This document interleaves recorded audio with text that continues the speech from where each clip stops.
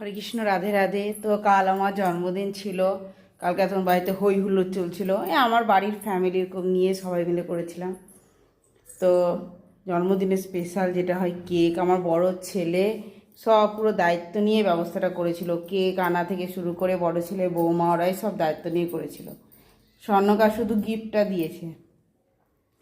তো আমার মনটা কতটা কি বলবো, নিজের মনকে নিজের বিশ্বাস নেয়। তো কেক কেটাও হয়েছে, সবাই খেয়েছি, কিছু কেক বাঁচিয়েও রেখেছি নিজের জন্য। আমার কেক খেতে খুবই ভালো লাগে। এই বাড়িতে যদি কেউ কেক খেতে ভালোবাসে, সবার প্রথমে হচ্ছে আমি, তারপর বাকি সবাই। তো দেখো আমি কতটা নিজের জন্য রেখেছি, বাকি সবাইকে দিয়েছি, কিন্তু পাশে একটা বাড়িতে আছে সেখানেও দিয়েছি, সবাইকে দিয়েছি, তাহলেও নিজের জন্য কতটা বাঁচিয়েছি দেখো।